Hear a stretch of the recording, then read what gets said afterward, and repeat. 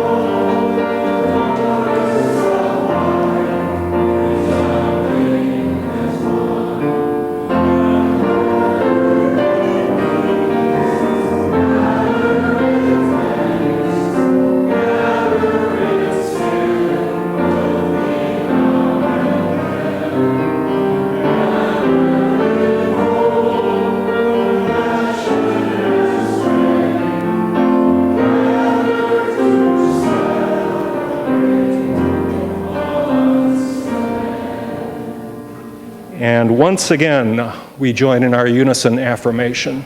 Love is the spirit of this church, and service is its law. This is our great covenant, to dwell together in peace, to seek the truth in love, and to help one another. So be it.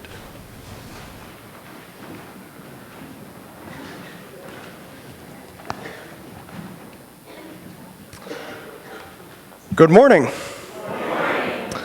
Thank you all for being here on this beautiful Mother's Day. Our hearts are with our friends and fellow parishioners who are out at Ferry Beach this weekend. It looks like they had exactly the weather they were anticipating. Not quite sun-soaked, more just soaked. But I don't have the slightest doubt that they are having a blast nonetheless. But we're here to show today that we can also have fun indoors, which is why that we are doing a question box sermon this Sunday. Now, I've never done one of these before, but I did just wrap up 8 weeks of OWL classes, in which my primary role was finding answers to OWL-related questions from the question box. In the course of which, as one student pointed out, I must have accumulated a pretty bizarre search history. I'm happy to say that I have continued the trend this week, thanks to all of your questions, and my Google history is now even more eclectic, shall we say. We welcome you all this morning just as you are. Whatever is going well or not so well in your life. We celebrate the many diversities among us of age, race, class, sexual orientation, various abilities, and gender identities. Whatever your religious or political beliefs, whatever your immigration status, whatever party you support, you are welcome here. This is Mother's Day, and today we celebrate all the people who gave us life and who continue to give us life. We know that our families come in many different forms and that we have different experiences of and with parenthood and guardianship. And we know that every one of us, whether we are parents ourselves or not, contributes in ways we are often scarcely conscious of to the maintenance of life and of the continuity of the human family.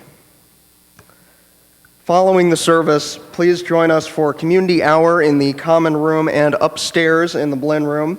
If this is your first time with us this morning, we invite you to stop by the welcome table if you'd like to find out more about us or tell us more about you. In the back of your order of service is the announcement section. One thing I wanted to highlight this morning is that there will be historical tours of our 200-year-old building starting this afternoon. You can drop in from between the hours of 1 o'clock and 4 o'clock. This is an announcement courtesy of our own resident historian, Sharon McDonald. This is a chalice lighting for Mother's Day by Claudine Olivia. We light this chalice in tribute to the mothers in each of us. We light this chalice to celebrate those women and men and people who have taken on the task of raising a baby into childhood, youth, and adulthood. To celebrate those who have nourished the light of truth and compassion in growing hearts and minds. To celebrate those who have committed time, money, energy to the children of this world. We light this chalice to celebrate and hold dear this flame of love. A time for all ages. There we go.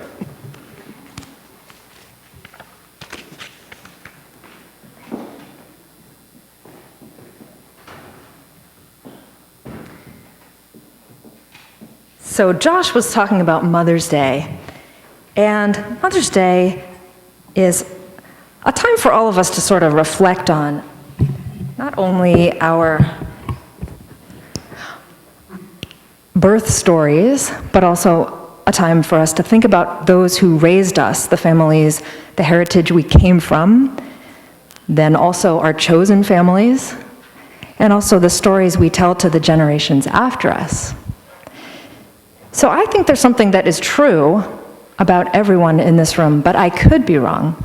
Raise your hand if you have a belly button. Okay, if you feel like, raise your hand if you don't have a belly button. I actually have a good friend who does not have a belly button because she had surgery in that area, and so it's not there anymore. But that's the only reason you wouldn't have a belly button, because each of us was attached to the mother we grew inside. And that mother grew inside a mother, who grew inside a mother, who grew inside a mother, way, way, way back, longer than any of us can remember. So to see a picture of that, I brought in something that my Russian friend gave to me.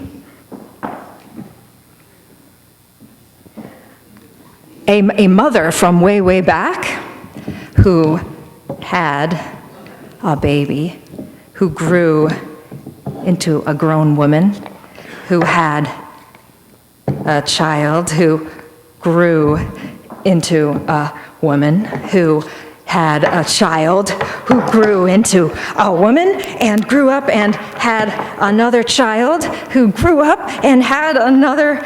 Oh, there's this lineage, it's crazy, just keeps going until it gets to you and me. That's this one.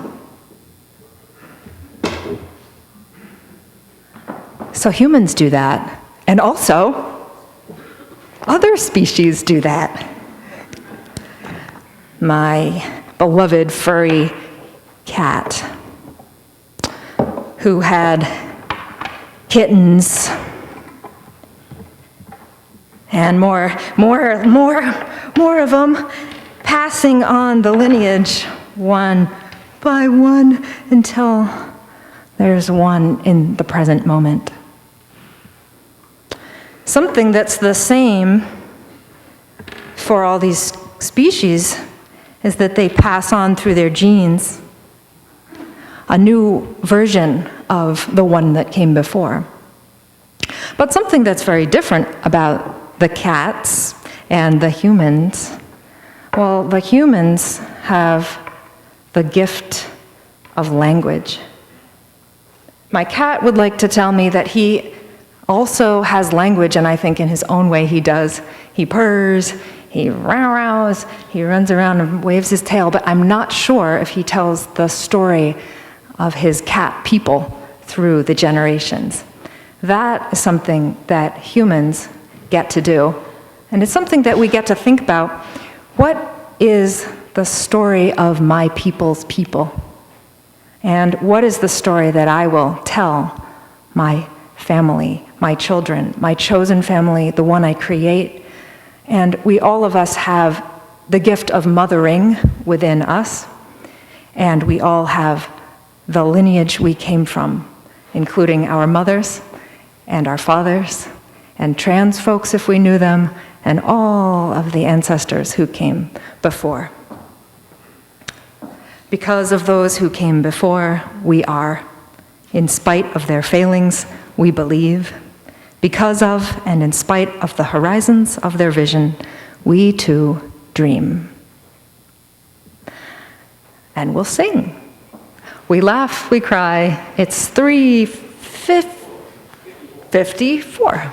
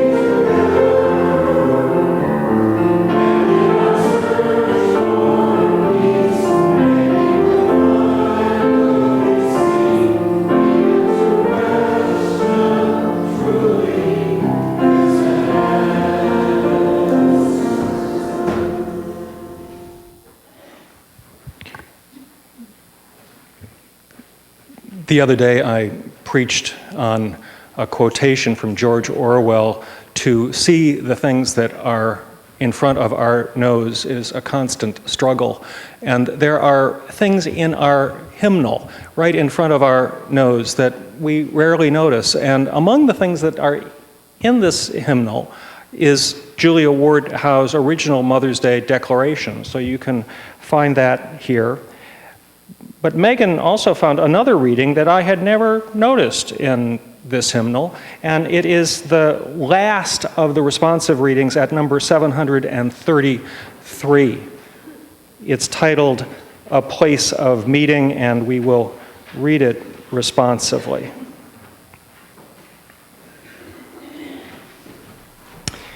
Out of wood and stone, out of dreams and sacrifice, the people build a home.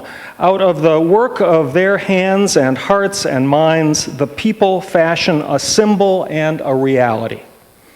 May this house be truly a place of meeting, meeting one with another in warmth and joy and openness, meeting one with another in courage and love and trust.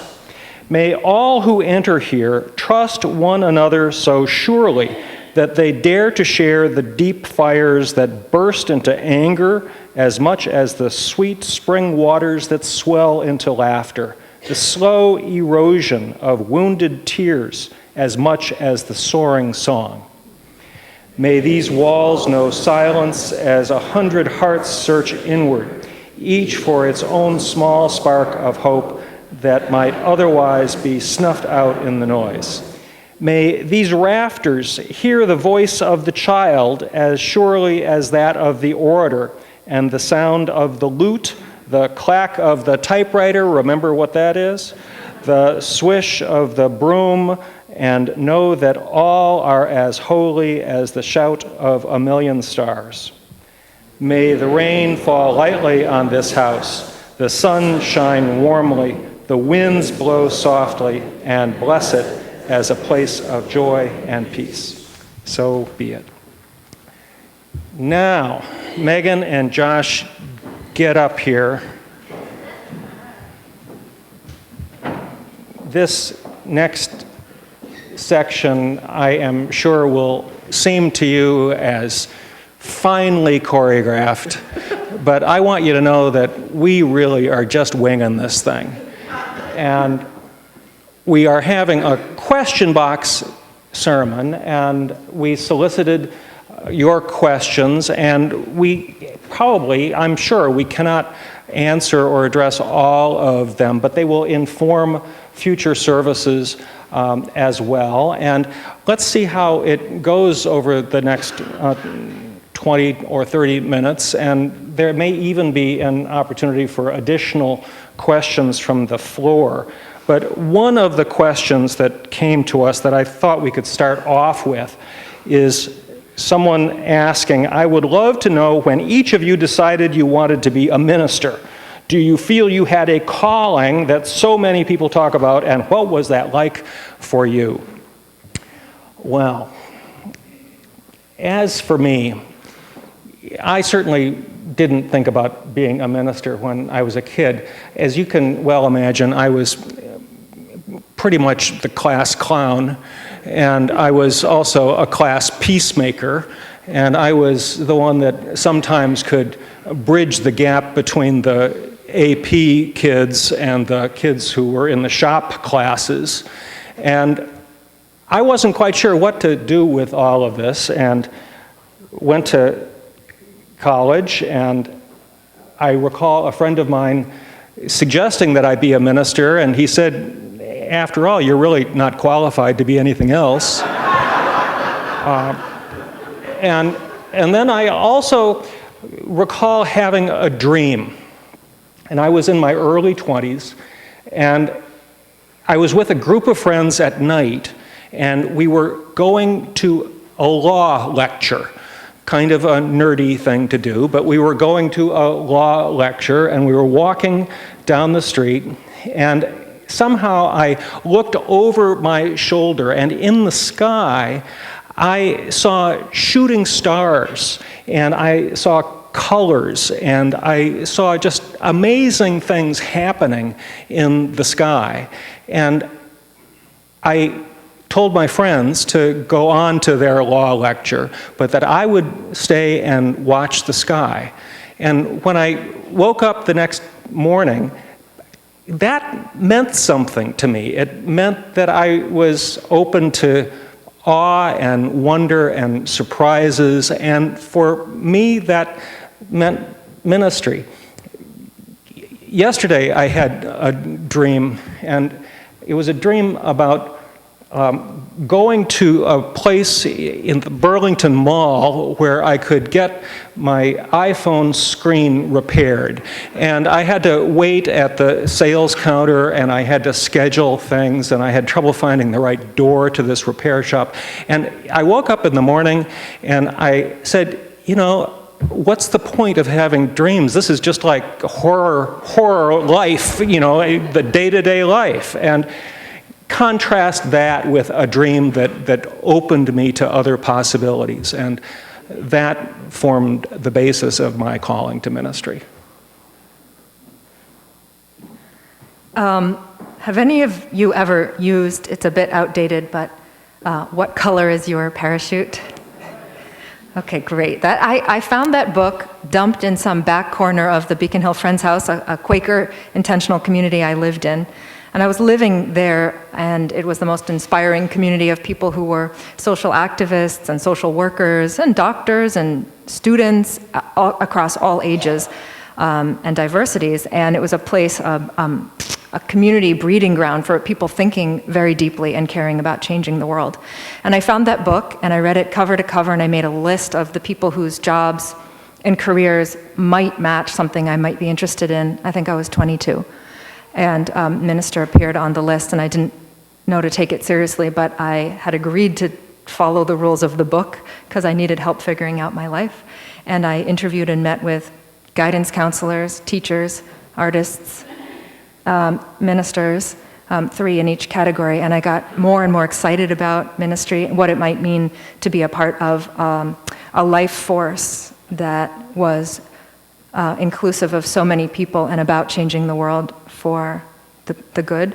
And I knew I could never be good enough, so I wouldn't outgrow what each of us can be and what I might be called to do and to be as a minister. I didn't think I'd be bored, and I knew I wanted to do a job that had an intergenerational access to being with young people, as I love being with young people and elders and people, all of us in the middle. And I thought that this would be a way to be challenged, but also be doing something that I truly felt met my values. Having been raised UU, it just was me, and I have always been grateful for that particular book, but also people who encouraged me on the journey. And I also went to art school, and I know that my day is not really done unless I've done or thought about or experienced a piece of art and creativity in it. And ministry has lots of room for the arts, and that's a piece of my story. Well, I've always found this a really difficult question, and then in divinity school I felt that one of my weaknesses in ministry was not having my own kind of road to Damascus moment from my past that I could point to. But I remember my dad telling me a story about his mentor in the ministry and how he was called. And when he was a young man, he was supposedly fixing something on a telephone pole and was stranded in the midst of a lightning storm and on the top of this pole. And he said, "God, if you spare me, I will become a minister and devote my life to your service." And I don't have anything like that, unfortunately. But I think the truth is that the way I make decisions a lot of times is I could spend years obsessing over something, and then when I do make the decision, it's almost unconscious, and it just I wait till the last minute, and then it just happens. So I was in my last year of college and found myself in divinity school the next year. I think that a big part of what appeals to me about the ministry is that I never, there were a lot of different things I wanted to do, and I didn't feel that I could boil it all down into one job or one career path. I wanted to write, I wanted to be an advocate, I wanted to be a scholar in some ways, and when I started reading about the ministry, I realized that ministers could be all of those things. I think that's a big part of what appeals to me. I'm remembering in junior high school they gave us aptitude tests. Did you take aptitude tests? And my aptitude test said that really I should be a podiatrist. And so I figure I've got a fallback thing going here. Megan, why don't you pick a question for yourself?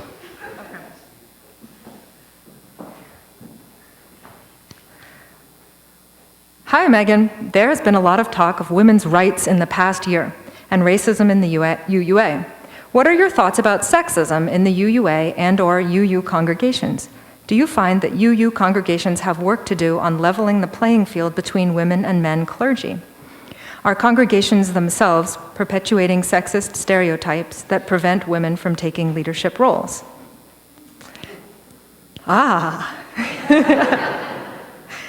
The question is music to my ears. I love that we care and we think about this. The Women's March brought me so much hope. There's been a myth that the women's movement was done because we solved all the problems of sexism in our society today. And it was thrilling to be in DC and to have little ones and elders all wearing their pink hats and declaring, "My body is mine and my mind is brilliant, listen to me, and our oppressions are connected, let us link them and work for human liberation, and there should be a woman president." And indeed, I think change is afoot, and we care very much about that. That's something that I think I care about. I've always considered myself a feminist, and I am always daunted by being a woman who's a minister. There's only been one called woman minister here before me, and I hope I can live up to how she was as the first ever called minister here. And I think that our entire earth, world, I guess is the better way to say, every culture and every society has sexism in it. The US is not more advanced in that realm. We have things that we need to work on and solve, and that is true in every denomination, including the UUA. We have yet to have a woman president of our UUA, but in June we have only 3 women on the ballot, and I'm excited that they are all excellent candidates. I don't think we could go wrong by voting either which way about any of them. They're all really smart, can lead us, and I'm excited about that. And I will say, personally, as a woman, I find that, my parents raised me UU. I can tell you I believe in the inherent worth and dignity of every person. I myself know that's true about me. But when it comes time to write anything, or you should have, my hands are shaking thinking I'll talk to you aloud without a script in front of me. It scares me to use my mind and my voice in public still in a way that I think is the effect of internalized sexism for me. And I think that until it's true that every child, regardless of gender, grows up knowing my mind is brilliant, I have something to say, I can always rethink my thoughts, and there's room for that too, that we haven't ended sexism in the world yet. And so it's exciting to think this era is one that calls us to do more and more of that. And of course that is the same for racism too, that we absolutely need ending racism, ending sexism as a very big part of our liberation movement. And our denomination is a liberation movement as well as faith in action. Shaking hands may be internalized sexism, but it also is just plain scary to be up here. And if any of you have ever shaken my hand after a service, my hands are freezing cold because all of the blood goes to my head because, after all, I never know when you people are going to turn on us. And this is, fight or flight. In that question was a little bit about the UUA, and we received several questions about the current happenings at the leadership level of the Unitarian Universalist Association. Some of you are very aware of this, and some of you are not aware of it at all. In the last 6-8 weeks, there has been a great deal of convulsion at the UUA. There has been a controversy about apparent systemic racism in hiring practices at the upper levels of the UUA. This resulted in the resignation of the president, Peter Morales. It resulted in the resignation of the chief operating officer, Harlan Limpert. It resulted in the resignation of 3 or 4 others. And as well, yesterday, the moderator, the head governance officer of the UUA, Jim Key, announced his resignation. And his resignation was due to serious health concerns, not related to the other controversies.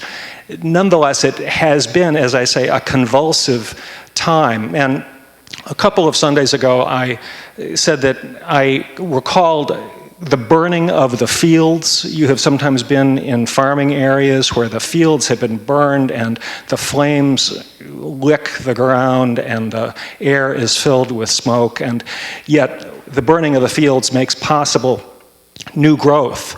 And I think that may be what is happening. My most hopeful reading of the situation at the UUA is that we are going through a time where some people are hurt and indeed burned, and the air is thick with smoke. But I'm hopeful that there may be some new opportunities. We live in such privilege in so many ways. Just yesterday, I was out doing a wedding rehearsal in Spencer, Massachusetts. I'm doing a wedding this afternoon in Spencer. And driving from here to Spencer and Leicester, you see a different world out there, a different world of I'm not so sure race, but certainly of class. And we do live in a kind of bubble here in this area. And it is easier to see that our country is going through some so-called populist convulsions because there are people who are left out of the American dream by reason of race and class and sex and gender and so many other things. And this is going to continue for a while at the UUA, and it's going to be a mess for a while at the UUA. I think that it is incumbent on us in Bedford to do what we can to look at our own practices and to do whatever we're able to do to be clear about who we are and who we want to be. And the UUA is but an example of that, but I think it's very important for us to look at our own reality here. Pick something. Okay, Josh. Why can't the sermons be more religious? This is a church, and less political. That was a good one.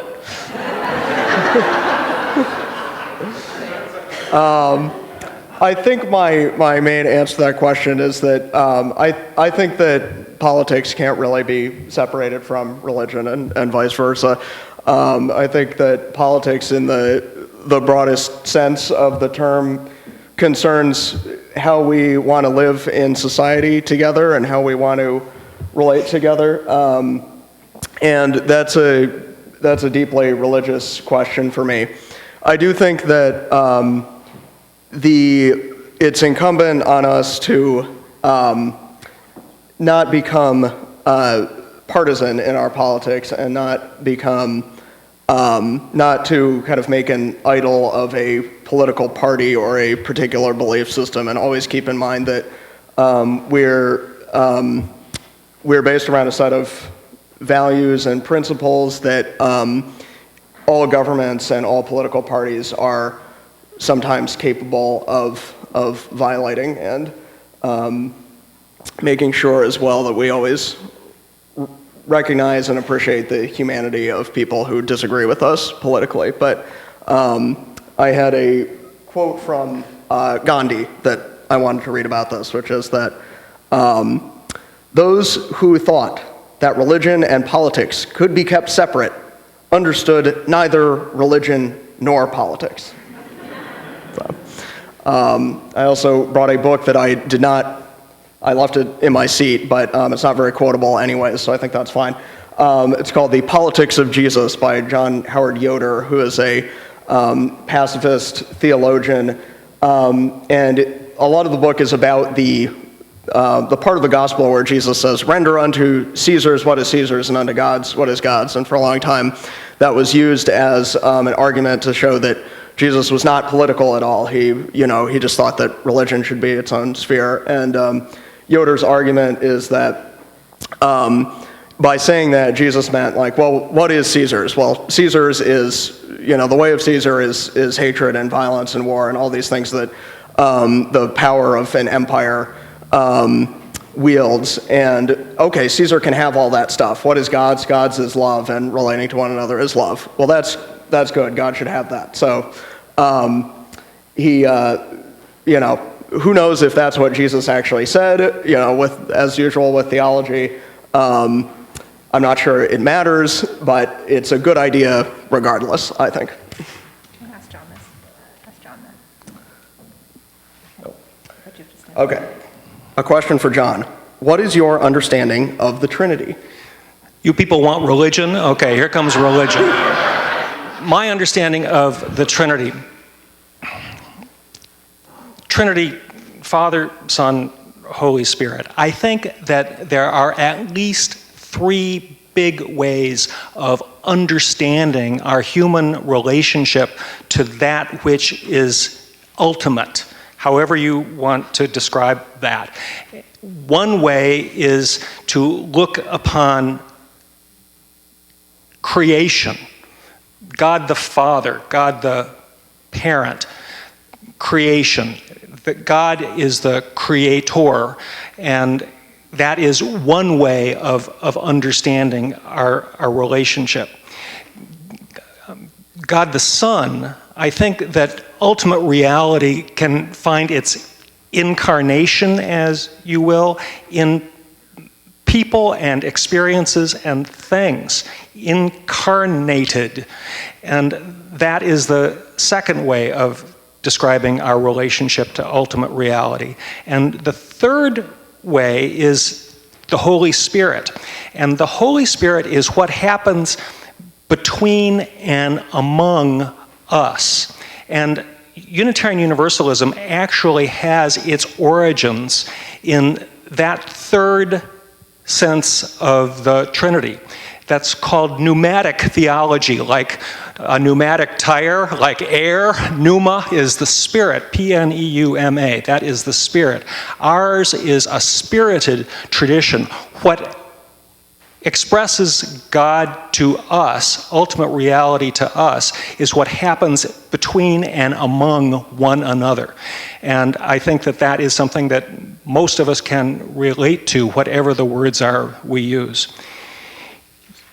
Shall we declare, you want to, yeah, let's declare an offering.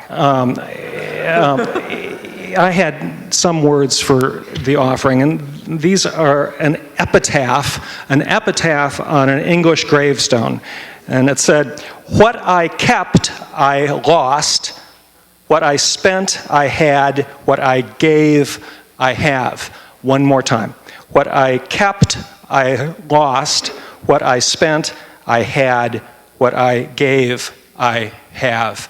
Freely we have received, freely give. For the good work of this congregation, our offering will now gratefully be received.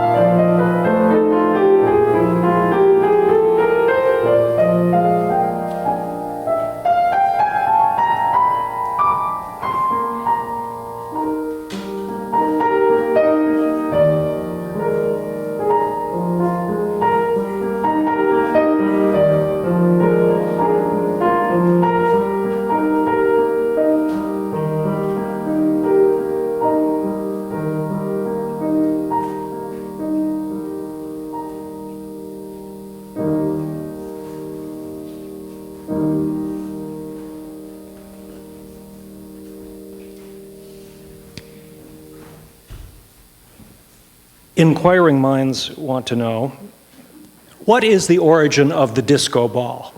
How and when did it come to be in the sanctuary? It went up several years ago for a Christmas Eve candlelight service. You know, a candlelight service where the church is entirely dark, and if you turn on the disco ball in an entirely darkened church, it is very, very cool. With some of you, I actually have laid on my back up here and looked at this starry sky, and it is one of the more stoned things you can ever do. And so we put it up for that, and then we would take it down, and then somebody would come along and say, well, I'm getting married, and I'd really like to have the disco ball up for my wedding. And so, okay, we put it back up, and then we take it down, and then somebody would want it up again. And so finally, you know, it stayed up there, and it comes down to be dusted every once in a while. Another person wants to know, why do UU churches not have regular services during the summer? There are a lot of different answers to this. One minister once did a newsletter column where he said that all UU ministers have jobs driving ice cream trucks in the summertime. The origin, near as I can tell, particularly on the Unitarian side of the tradition, is that Papa had a job in the city, and Mama and the kids would go to the Cape or go to Maine or New Hampshire to a summer place, and then Papa would go and join them in the summertime. And consequently, the church would essentially close. And when I started in ministry, the UU churches were positively closed during the summer. We keep them open much more now, and we will indeed have lay-led services in August. On the Universalist side of the tradition, it's a little different because the Unitarian side was more professional, whereas the Universalist side was more working class and rural, so they didn't have quite that same tradition. But this leads into talking about Unitarianism and Universalism. So we had a question here about we often hear a lot about the history of early Unitarians, and could we also talk about the history and origin of Universalism before the merger in the 60s? So that is an interesting topic. I find that the origin of Universalism is pretty easy to remember because it started with Origen, an ancient theologian who, in the early centuries of Christianity, he believed that all spirits were sort of reincarnated, and that eventually everyone would be reconciled to God. And this was true for so many people for Origen that he thought that even Satan would eventually be reborn and reconciled to God. And then he was condemned as a heretic for believing this, and the church stopped believing in reincarnation or any of that stuff for a very long time. And people like Giordano Bruno in the Renaissance were persecuted for supposedly preaching universalism. And then in the history of universalism in the United States really starts with, or what is currently the United States, really starts with John Murray. And we could go on about John Murray for a while, but I think the bell is telling me that's sufficient for now. You want to hear about John Murray? All right, we'll do John Murray. All right, so John Murray was a Scotsman. He was a Presbyterian, like most Scottish people, and so he had this very sort of Calvinist theology, according to which everyone is predestined from birth to either go to heaven or hell when they died. And he was really struggling with this belief system because he lost some members of his family, was struggling with depression, and he wasn't sure he could really believe this anymore, that a loving God would create people just to send them to either, one eternal fate or the other without, what kind of God would do that. And so he asked his minister about this, and he's like, maybe people actually have some free choice in this matter. And the minister said, well, if people have free choice, then that would mean that Jesus must have died for everybody, and that would make you a universalist, and nobody wants to be that. And John Murray said, oh, well, what's this universalism thing? That sounds great. So he then left England, left Scotland, didn't have any intention of becoming a minister, but he landed on a place called Good Luck Point in New Jersey and got his ship stuck in a sandbar there and was stranded in this village. And he gets off his ship, he's stuck in this place, and he meets this man named Thomas Potter who says, gee, it's the darndest thing. I just built this chapel, but I can't find a minister since I really want someone to preach the doctrine of universal salvation. And John Murray says, look, okay, I just became a universalist, but I don't really want to be a minister, so let's give it 7 days, and if my ship is still stuck in the sandbar after that, then okay, I'll be your minister. Lo and behold, 7 days go by, John Murray gets up, he preaches a sermon about universalism, everyone's convinced that's a great argument, and that's how universalism was born, according to the semi-legendary story told in John Murray's autobiography. But John. Should I answer one? Okay. 80 years from now, will First Parish folks lovingly look back and have reminiscent memories of the current popular rap genre of music? So much that they will have a retro rap music Sunday, like the wonderful music Sunday we just had. Inquiring minds want to know. Are you ready for it, Steve?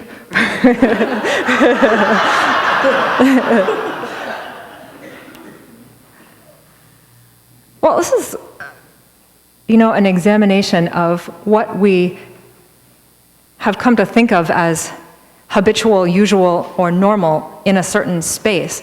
So we are used to any of us in any environment are used to what we're used to hearing, and it becomes what feels familiar and good, and we love repetitions of things that fire off the neurons of, I remember that kind of sound. And I think for many of us, rap music is not familiar, and for that reason, it's great that we get to listen to it. There's rap music that I love, and there's rap music that I don't love. There's Mozart that I love, and there's Mozart that I don't love. But I'm much more familiar with what I'm familiar with. That being said, we have the chance always throughout our lives to become fresh listeners to new things. And rap music offers great insight into an oppressed people's opinions, points of view, life experience. And even if there are things that are difficult to listen to about rap music, sometimes people having words that come from internalized oppression about the hard things that have happened to them in their life, it's important that we listen and that we try to understand what's going on, what's the story behind this music. So often rap music is a voice for social change. And an example of that I think many of us can relate to is the most recent musical by Lin-Manuel Miranda called Hamilton.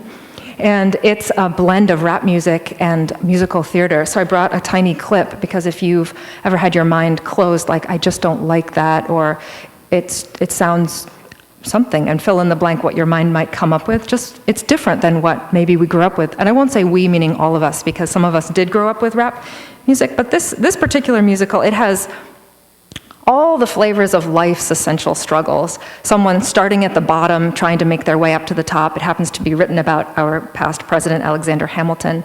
It's talking about racism, it's talking about infidelity, it's talking about how we leave people out. And so this is a tiny bit from my shot, it's about not giving away your shot. Let's see if I can do it. Geniuses, lower your voices. You keep out of trouble and you double your choices. I'm with you, but the situation is fraught. You've got to be carefully taught. If you talk, you're gonna get shot. Bird, check what we got. Mr. Lafayette, hard rock like Lancelot. I think your pants look hot. Lawrence, I like you a lot. Let's hatch a plot blacker than the kettle calling the pot. What are the odds that God will put us all in one spot? To the squad and conventional wisdom, like it or not. A bunch of revolutionary manumission abolitionists. Give me a position, show me where the ammunition is. Oh, am I talking too loud? Sometimes I get overexcited, shoot off at the mouth. I never had a group of friends before. I promise that I'll make y'all proud. Let's get this guy in front of a crowd.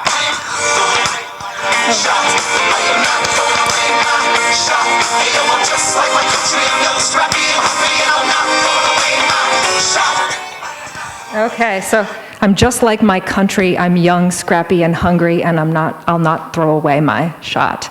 And I mean, a lot of us can relate to that idea that you have this one chance in life. You're trying to make it big, or you're just trying to get by. But music can really lift up the parts of us that we really need expressed, and it gives us, the thing about rap that I love is it's like that feeling that we've had since we were children in our mother's wombs, like, I will speak from the very core of me. And I think we would do ourselves a disservice if we don't bring in all sorts of music, because it makes room for all sorts of people. There are so many questions that we haven't come to, and just to give you some of the range, there are questions about prayer and meditation, questions about the role of sacrifice in Unitarian Universalism. What is our opinion about GMOs? And we want to know where we stand about genetically modified things. There are questions about, can an atheist be spiritual? Questions about capitalism. What does it mean to seek the truth in love? There are all kinds of other questions here, and we are going to continue some of this upstairs in the bacon room overlooking the common after you've gotten your cup of coffee. And we will use these questions for sermon fodder in the future as well. And you also have asked for truly Unitarian limericks. And so stay tuned for the closing words, because our closing words will be our Unitarian limericks. And it is time for our closing hymn, which is number 34, Though I May Speak with Bravest Fire.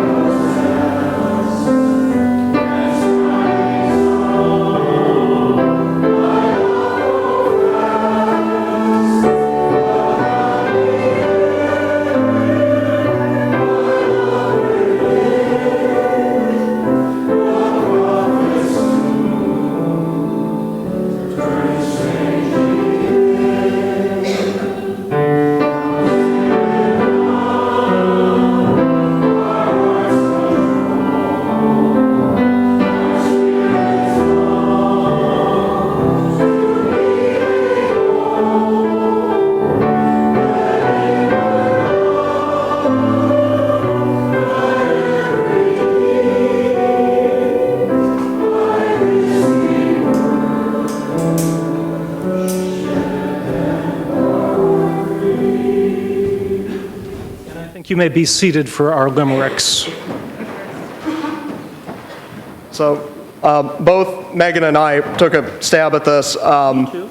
And John too. Okay, we all did.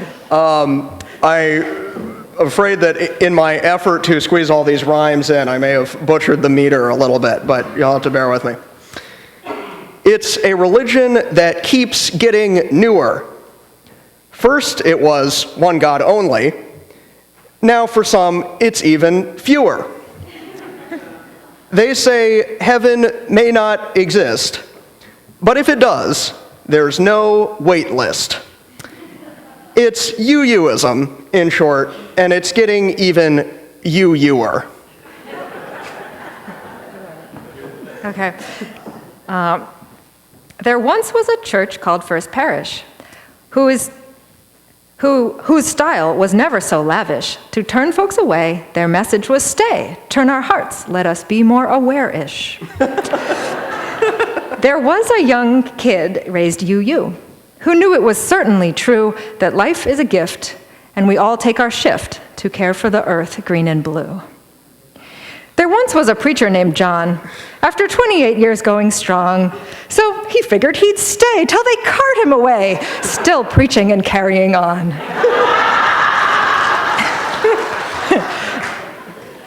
There once was a student named Josh, whose sermons all made us say, gosh, sanctuary is here, led by Josh, who saw clear our potential above the mishmash. There once was a UU from Bedford, whose manner was always quite tender. When Nom-Com came by, parish board needs a guy. Come June, we'll be adding Paul Bradford. There once was a guy named Steve Sussman, whose playing was perfect, not hustling. Each note soared above and filled us with love. On Sundays, he worked like a busman.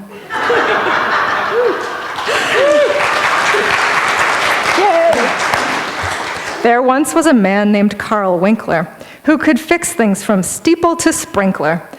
But the best thing of all was that come every fall, haunted house makes us proud of distincture.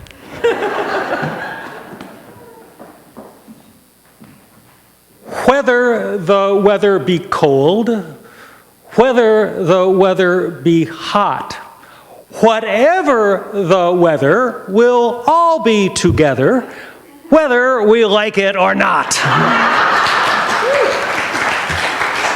Amen and amen.